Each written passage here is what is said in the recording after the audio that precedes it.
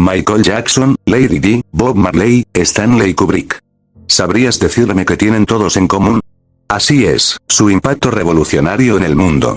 Michael Jackson se mostró indirectamente su descontento hacia la élite mundial en la canción They Don't Care About Us. Diana de Gales destacó más de la cuenta debido a su empatía y cercanía hacia la gente. Bob Marley, de manera similar a Michael, movía masas, de manera que a los poderosos no les gustó, mientras que Kubrick los destapó en su última película, antes de morir, supuestamente, por un ataque al corazón mientras dormía. Relacionado a eso, se dice que los cuatro murieron por causas distantes al asesinato, pero, si empezamos a analizar un poco el asunto, nos daremos cuenta de que siempre hubo más que eso. Y es que, ¿acaso jamás te has preguntado por qué los políticos no miran hacia el pueblo? ¿Por qué se muestran tan distantes de las verdaderas necesidades de los ciudadanos? Bueno, no es una casualidad.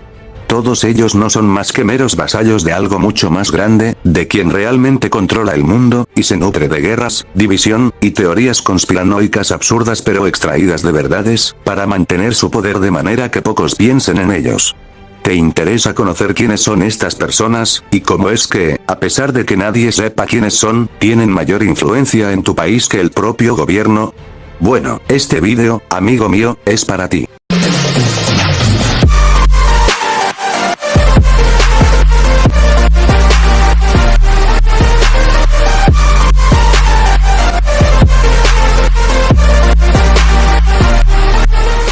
Para entender este asunto en profundidad, debemos irnos muy atrás en el tiempo, al Renacimiento. Durante estos tiempos, la Iglesia sufrió cambios notorios, y, si bien seguiría teniendo un gran impacto hasta mucho después, pasó a un plano algo más secundario, tras el auge del antropocentrismo y la secularización.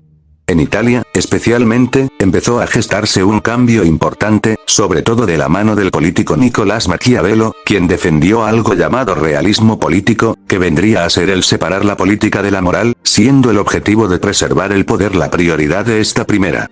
Al mismo tiempo, este tenía contacto con una poderosa familia de su misma península, los Medici. Los Medici, junto a otras como los Borgia o los Sforza, formaron parte de una serie de familias que se dedicó principalmente a establecer su control sobre el mundo del momento.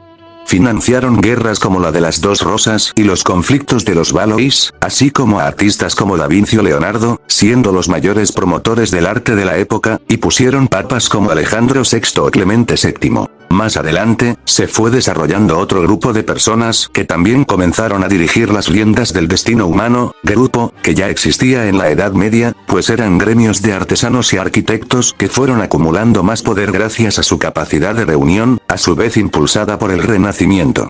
Eso sí, su momento clave no llegó hasta la Ilustración, movimiento dedicado a la razón y a la superación de prejuicios y supersticiones. De esa manera es que surgieron los masones, grupos cerrados ocultistas e ilustrados de gente, que tuvo que ver de manera considerable en el desarrollo del liberalismo y los campos relacionados a él, tales como el capitalismo.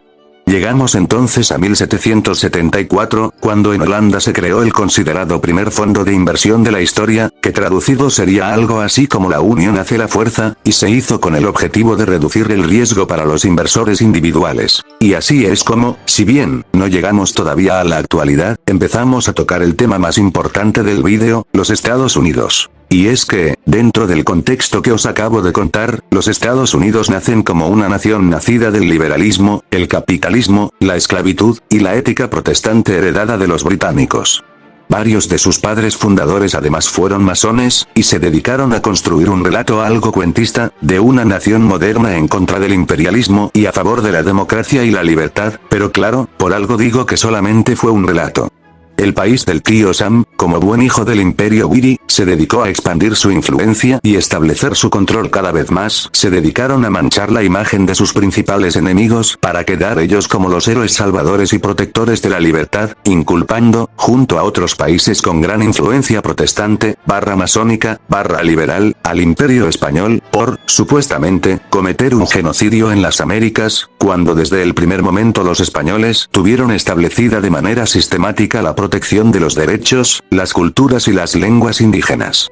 Esto no quita que fuera un imperio, pero, significó integración, significó mestizaje, y significó honor en general, muy a diferencia de otros, como los Estados Unidos, que fueron los verdaderos causantes del mayor genocidio de América, siendo solo porque el sur perteneció al virreinato de Nueva España que una parte de los nativos norteamericanos se salvaron.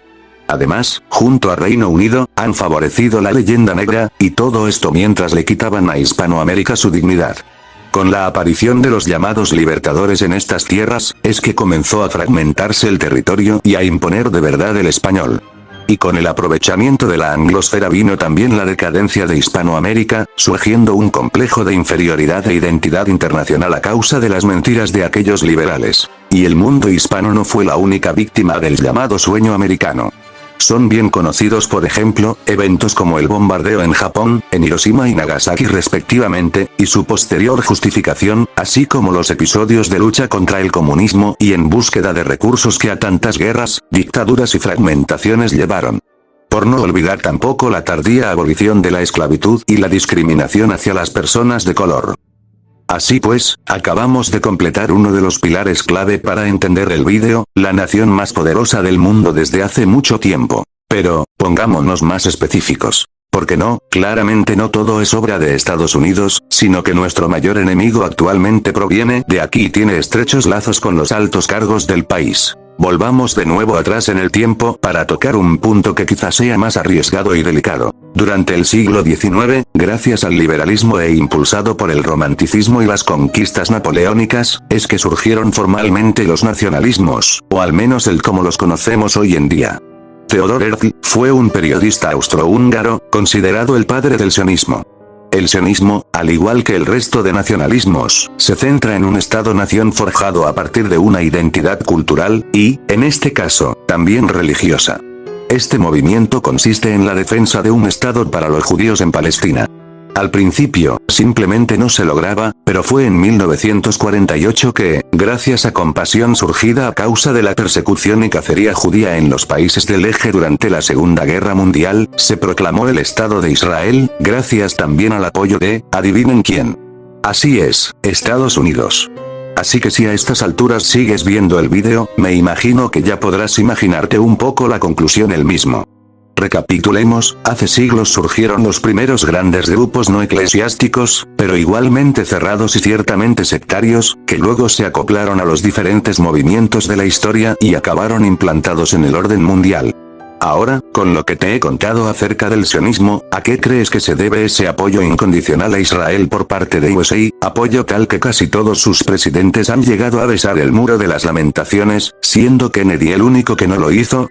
Tal apoyo que, sin importar partido, ya sean republicanos o demócratas, se muestran reacios a pararle los frenos con fundamento a Israel en la masacre que está cometiendo actualmente, incluso en tregua.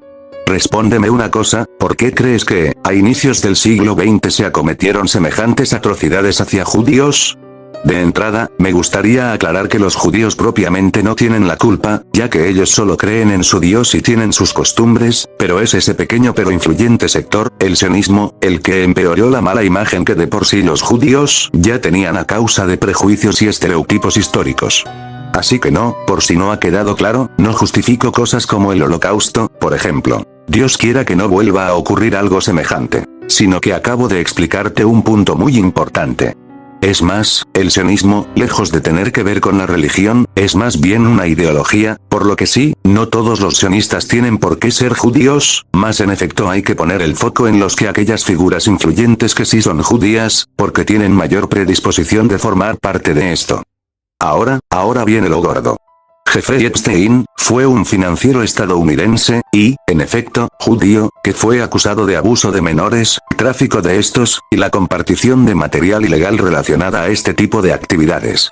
Por si no fuera suficiente, se descubrió que tenía una isla privada, punto clave para su red de abusos, relacionada a más figuras influyentes, como Stephen Hawking, Bill Gates, Elon Musk, aunque parece que nunca lo invitaron. Sobre todo también Donald Trump. Sí, el jodido presidente de los Estados Unidos. Y bastantes más. Y por si no fuera duro ya esto, también hay acusaciones de cosas peores. Agárrense, porque esto se pone aún peor. Salieron a la luz acusaciones de canibalismo y rituales. Por lo que ahora aquel vídeo de la mexicana actualmente de paradero desconocido Gabriela Rico, tiene bastante más sentido. También por eso. También por eso. ¿Qué? Aquí va a venir mi madre. Tú donde están locos. Mataron a mucha gente. Huele esa carne de humano. Lárgate. Comieron humanos. Asquerosidad. Comieron. Entonces, tomando en cuenta que Jeffrey Epstein, no solo era judío, sino que está demostrado que tenía estrechas relaciones con élites israelíes, te podrás imaginar a dónde quiero llegar con esto. Ahora, ya nos vamos acercando a la conclusión. Y es que, ¿te acuerdas como al principio del vídeo mencioné el inicio de los fondos de inversión? Bueno, pues no lo hice por amor al arte, sino porque era necesario. Porque a menudo creemos que las empresas cuyos productos compramos son completamente diferentes y nada tienen que ver entre sí, pero nada más lejos de la realidad. BlackRock y Vanguard son ambos fondos de inversión de Estados Unidos, y agárrate las pantuflas, porque estoy a punto de decirte una lista de empresas bajo el yugo de cada uno. Empecemos con BlackRock. Iberdrola, Repsol, Naturgy, Enagas, CaixaBank, BBVA, Banco Santander, Banco Sabadell, Grifols, IAG, AENA, Acciona, IBEX 35, Pfizer, British Petroleum, Chevron, Roche, Apple, Microsoft, Disney, Netflix, Meta, Amazon, Nestlé, JP Morgan Chase investigada por quizá estar relacionada a Epstein. Ahora Vanguard. Nvidia, Coca-Cola, Pepsi, McDonald's, Tesla, Broadcom, Nestlé de nuevo, Apple de nuevo, Microsoft de nuevo, y un sinfín de empresas más.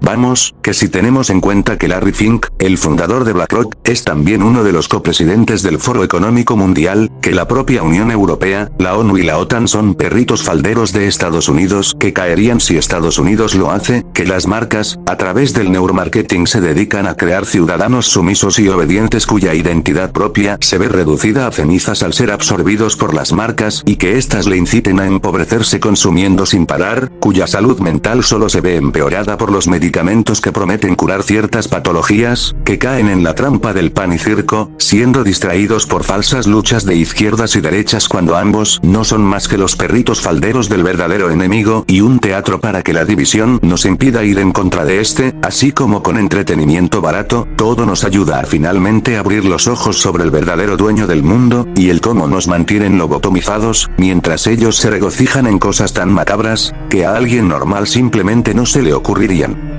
Por eso, cuando alguien sube al poder es porque a los demás arriba les acaba interesando, porque normalmente son gente con muchos muertos en el armario, fáciles de chantajear con revelarse sus trapos sucios. Porque solo los más enfermos están dispuestos a hacer lo que sea, por perpetuar su poder. Muchas gracias. Ahí vamos.